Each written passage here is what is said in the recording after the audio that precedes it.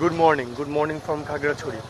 আমরা গতকালকে এখানে আসলাম বিকাল 4:30টার দিকে, তারপর আর এনার্জি হয়নি যে ব্লগ করব বা ভিডিও করব।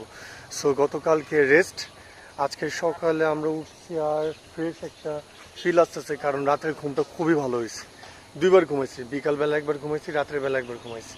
সো দুটো ঘুম করার পর এখন কমপ্লিটলি ফ্রেশ। আর আমাদের হোটেল হচ্ছে গ্রিন স্টার রেসিডেন্সিয়াল। আমাদের অগোছানো রুমের একটা ছোট ট্যুর দিয়ে দিচ্ছি। এ হচ্ছে বেড, এই বারান্দা থেকে তেমন ভিউ না, জাস্ট সিম্পল। এই হচ্ছে বারান্দার ভিউ। আমাদের বাইকগুলো ওখানে দেখা যাচ্ছে, এটা শান্তির বাইক। দেখলে বাইক কোথাও রাখে, ভালো সিকিউরিটি আছে, রাতের গেট লক করে দেয়। আমাদের ব্যাগ রেডি, ব্যাগ বাঁধা হইল। এই কেবল প্লাস এই কেবল, এটা কোনোভাবে আর পড়ার চান্স নেই। আমার ব্যাগগুলো নর্মালি একটু ভারী থাকে, তো এই জন্য সমস্যা হয়। বিসমিল্লাহির রহমানির রহিম। সো আল্লাহর নাম নিয়ে আমরা আমাদের জার্নি এখান থেকে শুরু করেছি। আমাদের আজকের ডেস্টিনেশন হচ্ছে সাজেক ভ্যালি। টাইম হচ্ছে 7:15 AM। এখন ফার্স্টে যাবো বাগেরহাট, ওখানে 10টার স্কোয়াড আছে, ওটা ধরবো। এই ছিল আমাদের হোটেল গ্রিন স্টার। আমরা খাগড়াছড়িকে কিন্তু বিদায় জানিয়ে দিচ্ছি আর রওনা দিচ্ছি আমাদের আজকের ডেস্টিনেশন। হ্যাঁ, আজকের ডেস্টিনেশন সাজেক ভ্যালির উদ্দেশ্যে। তো আজকের ভিডিওটা মেনলি আমি কীভাবে খাগড়াছড়ি থেকে সাজেক ভ্যালি গেলাম এবং ওখানে কি কি করলাম ওইটা রিলেটেড হবে। And look at the view, morning view, Khagrachari gate.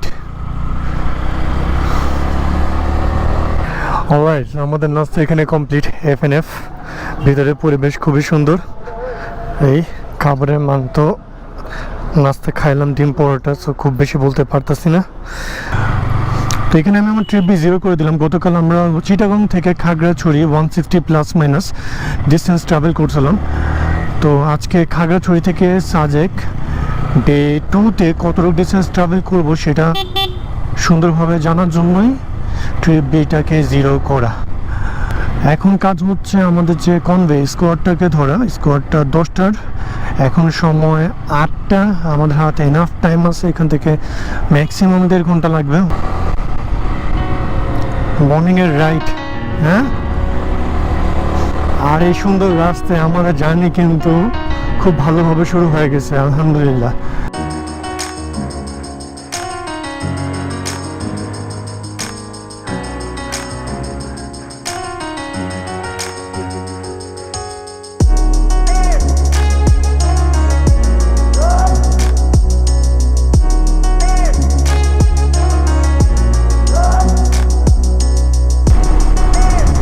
Okay, Bandarban থানচির vibe আর খাগড়াছড়ি সাজেকের ভাইব টোটালি আলাদা। একটার সাথে আরেকটা মিলবে না, আর দুইটাই দুই রকম ভাবে চলছে। এখানে 5-10 মিনিট দাঁড়ায় ব্রেক নিলাম। আর ব্রেক বলতে মেনলি ব্যাটারিটা হ্যাং করছিল আবার ক্যামেরাটা, সো ব্যাটারিটা চেঞ্জ করলাম। এই হচ্ছে কাজ করে আবার আমাদের ডেস্টিনেশনের দিকে যাচ্ছি। তো যারাই ঘুরতে আসেন এই রোডে, আপনি যদি প্রথমবার এসে থাকেন, সিএনজি এইসব না নেই ভালো, ঠিক আছে। এক তো উল্টে যাওয়ার রিস্ক থাকে, অ্যাক্সিডেন্টের রিস্ক থাকে। আর সেকেন্ড হচ্ছে এই যে আশেপাশের দৃশ্যগুলো কিছু ভালোভাবে বোঝা যায় না।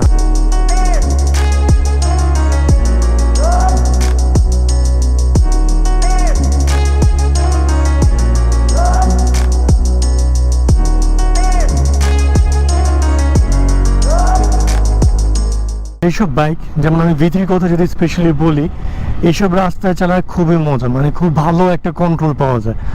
আর বিশেষ করে টার্নিংগুলো এনজয় করা যায় আর কি। Best bike for this roads. এই বাইকের বডি স্ট্রাকচার প্লাস হ্যান্ডেলের পজিশন প্লাস হ্যান্ডেলটা যেভাবে সেট আপ করা, এটা কর্নারিংয়ের জন্য বেস্ট। তো কোনো V3 ইউজার যদি থেকে থাকেন, কমেন্ট করে জানাবেন, আপনার অভিজ্ঞতা শেয়ার করবেন। আর দেখেন কোন জায়গা দিয়ে যাচ্ছি আমরা। তো আমি বাইক দিয়ে সেকেন্ড টাইম সাজেকের দিকে যাচ্ছি, বাট ফিলটা মনে হচ্ছে ফার্স্ট টাইমের মধ্যে। আর আমার সাথে যে দুই ভাই যাচ্ছে, সামনে একজন পিছনে একজন, সুব্রত ভাই আর কিশোর ভাই, ওনারা খুব রিল্যাক্সে বাইক চালায় আর আশেপাশে নেচার এনজয় করে যায়। দ্যাট মিনস কোনো জায়গায় ভালো লাগলো থামাইলো, তো এরকম আমার খুব ভালো লাগে, ঠিক আছে। আমি এরকম খুব বেশি হয়তো করতে পারি না, সুযোগ পাই না, বাট ওনাদের সাথে বের হইলে এরকম সুযোগটা আসে যে কোনো একটা প্লেস ভালো লাগলে ওখানে দাঁড়াবো, কিছুক্ষণ 5-10 মিনিট টাইম স্পেন্ড করে তারপর আগে বাড়বো। আর এটা কিন্তু শুধুমাত্র বাইকেই সম্ভব। এটা আপনি অন্য কোনো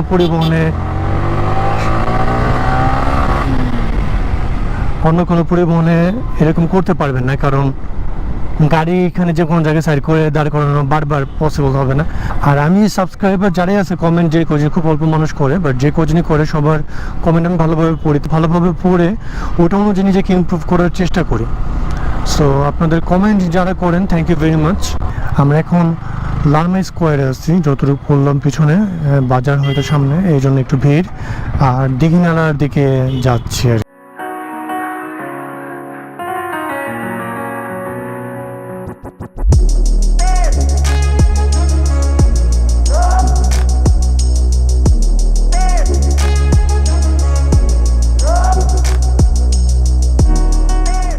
প্রশান্তি ক্যান্টিন ও বেকারি ঠিক অপোজিটে হচ্ছে পার্কটা। এখানে আর বেশি টাইম স্পেন্ড করতেছি না, একদম আমাদের যে বাগাইহাট ওখানে যে নাম এন্ট্রি করে ওখানে একটু ব্রেক ট্রেক নেব। এফএনএফ রেস্টুরেন্ট থেকে আমরা অলমোস্ট 26 কিলোমিটার ডিস্টেন্স ট্রাভেল করেছি, আর এখন সময় 9:17। রাস্তা একটু আগে থেকে, মানে লাস্ট টাইম যখন আসছিলাম আমরা 1-1.5 বছর আগে, তখন আরও ভালো রাস্তা ছিল। রাস্তাটা একটু মাঝে মাঝে ভাঙ্গা পড়তে আসছে।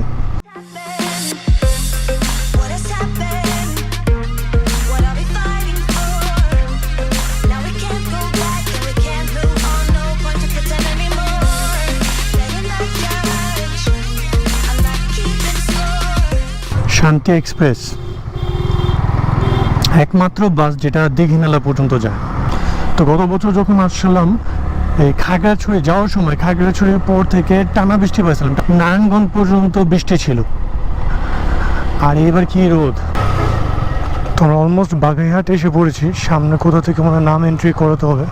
তো আজ স্যাটারডে, বাট পর্যটকের ভিড় দেখেন। বাইকগুলোকে আগে ছেড়ে দিছে, আমরা যাই। তো এখানে জাস্ট ওরকম নাম এন্ট্রি নেই, এখন একটু সিস্টেম চেঞ্জ করছে, জাস্ট বলে দিতে হচ্ছে যে আমরা এই 3 বাইকে 3 জন যাচ্ছি, আর বাইকগুলোকে আগে ছেড়ে দিছে, গাড়িগুলো পড়ে যাবে। সময় এখন 10:20-এর মতো হবে, 20 মিনিট ডিলে করতে, এটা 20-30 মিনিট ডিলে করে এইভাবে। Keep it up one more minute. Keep it up, you're so great. Standing, talking, you got me checkmate. No one's watching or nothing. I have cleared out the room, also that you can get to be the big spoon. Cuddle me blue. Take me to the edges of you.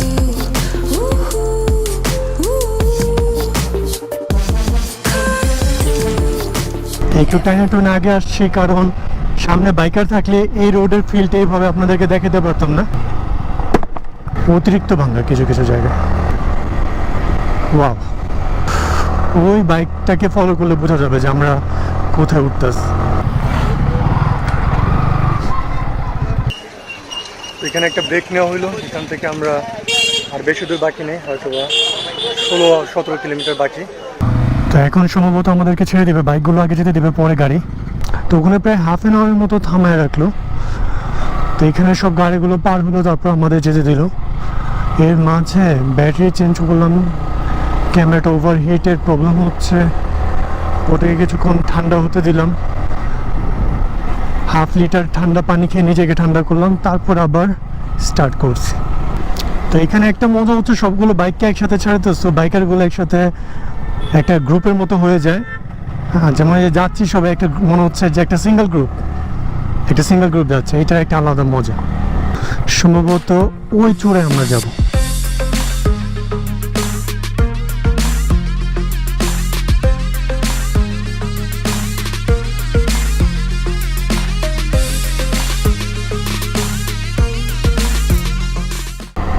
তো আমার কাছে এরকম ছোট ছোট এই যে ঝুমঘরগুলো খুব ভালো লাগে। একটা প্ল্যান করতে হবে, শুধু ঝুমঘরে থাকবো, এসে এদের সাথে কন্ট্যাক্ট করে আসবো, ওনারা রান্না করবে, ওনাদের হাতেরটা খাবো। সাজেক আর 7 কিলোমিটার রাস্তাটা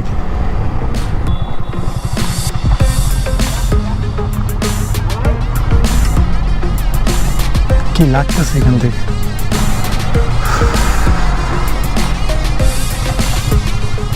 যাক, এখানে চা বিরতি নেওয়া হবে, এখান থেকে সাজেক আর 5 কিলোমিটার। তো এটা ঠিক পিছনে যে রাস্তা, ওখানে আমাদের সামনে একটা বাইক পড়ে গেছে, রাস্তাটা ভাঙ্গা। আর আমি এদিকে দোকানে জিজ্ঞেস করলাম, ওনারা বললো যে এখানে নাকি রেগুলার বেসিসে বাইকগুলো অ্যাক্সিডেন্ট করে। যাওয়ার সময় আপনাদেরকে দেখাই দেব।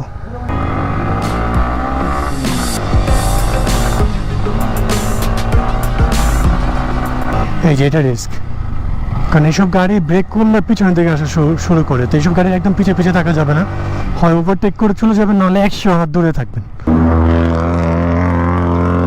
খোদাই শব্দ দূষণ করতেছে। আর এখানে দেখেন কি অবস্থা, পরিবেশ কি মাশাআল্লাহ। সম্ভবত আমরা লাস্টের 3 কিলোমিটার দিকে আছি। ওই হচ্ছে সাজেক ভ্যালি, রিসোর্টগুলো এখান থেকে দেখা যাচ্ছে। এই পুরো পাহাড় জুড়ে রিসোর্ট আর রিসোর্ট আর রিসোর্ট। রাইডটা আরও মজা হইতো যদি এত রোদ না থাকতো। রোদ আজকে এক্সেস লেভেলের রোদ। আমরা বান্দরবানে যে ওয়েদারটা পাইছিলাম, ওই ওয়েদারটা এখানে পাচ্ছি না। Cuddle me blue. Take me to the edges of you. Ooh, ooh. Every little inch of my skin. Baby, I will let you in. Ooh, ooh.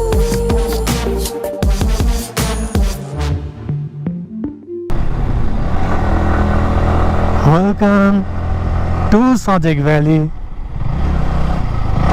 again.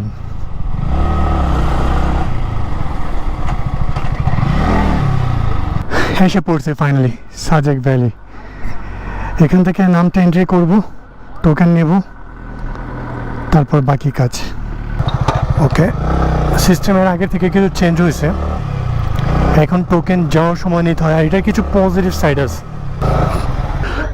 Just fresh হওয়ার আগে আপনাদেরকে এখানে একটা সিন দেখি। টাইম ল্যাপস নেওয়ার জন্য perfect একটা জায়গা। এখান থেকে টাইম ল্যাপস নেওয়া হবে, এই মেঘগুলো একটু পরপর মুভ করবে। তো ঠিক আছে, আমরা ফ্রেশ হয়ে আবার আপনাদের সাথে কথা বলতেছি। রিসোর্টে আসার পর দুপুরের থেকে রেস্টই আছে, এতক্ষণ শুয়েছিলাম। আর এখন ক্যামেরা অন করার মেইন রিজন হচ্ছে সামনের ওই সিনটা। টাইম ল্যাপস চলছে।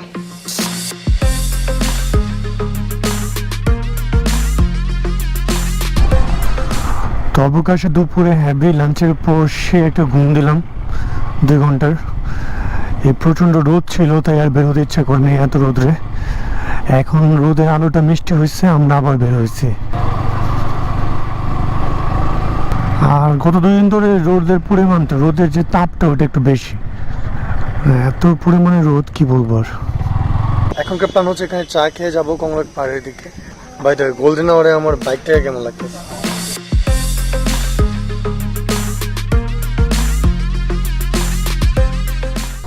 তো এখানে কিছুক্ষণ বসেছিলাম, ওই যে সূর্য ডুবতেছে, বিউটিফুল সানসেট।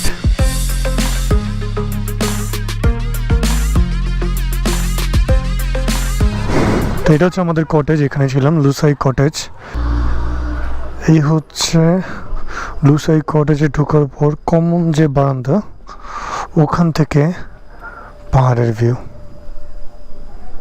অস্থির। আর আমরা আছি ওই কটেজে।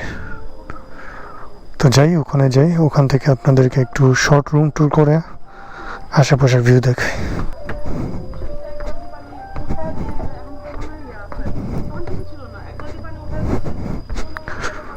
এই হচ্ছে কটেজের ক্লোজ ভিউ। রুমটা একটু দেখাই। সন্ধ্যার সময় কোনো কাজ নেই আমার।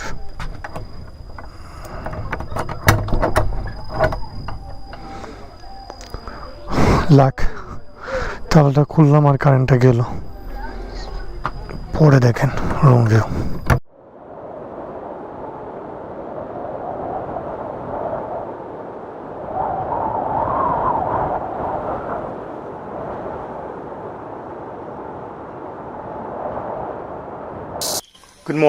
Good morning from Sajek valley. তো আমরা এখানে এসে পৌঁছেছি গতকাল দুপুর 12:30 বাজে। আর সেই রকমের ঘুম টুম দিয়ে বিকালবেলা আমরা আবার ঘুরতে বের হয়েছিলাম। আশেপাশে ঘুরে রাতের বেলা বারবিকিউ, ডিনার, গল্প, এখানে আড্ডা, এভাবেই কালকের দিনটা পার করছি। আর আজকে ড্রোন ফ্লাই করা ট্রাই করছিলাম, বাট কুয়াশার মেঘের কারণে সামনে কিচ্ছু দেখা যাচ্ছে না। ড্রোন বড় দূর অতটুক যায়, অতটুক যাওয়ার পর তারপর আর সামনে কিছু দেখা যায় না। আর এটা একটি স্পেশাল রাইড হতে যাচ্ছে, কারণ এটা একটা সোলো রাইড হতে যাচ্ছে, ফার্স্ট টাইম। আমি এত ডিস্টেন্স কখনো একা ট্রাভেল করি নাই। আমি 344 কিলোমিটার একা ট্রাভেল করবো উইথ আ চ্যালেঞ্জ। চ্যালেঞ্জটা হচ্ছে আমি সন্ধ্যার আগে বাসায় পৌঁছাবো আজকে। এখান থেকে স্কোয়াড নাকি 9টা 9:30টার মধ্যে ছেড়ে দেয়। তো 9:30 যদি ছাড়ে, এটা একটা 8 আওয়ার্স চ্যালেঞ্জের ভিডিও হবে। What has happened? What are we fighting for? Now we can't go back and we can't move on. No point to pretend anymore. Better not judge. I'm not keeping score. All I did was wait for the shit to late.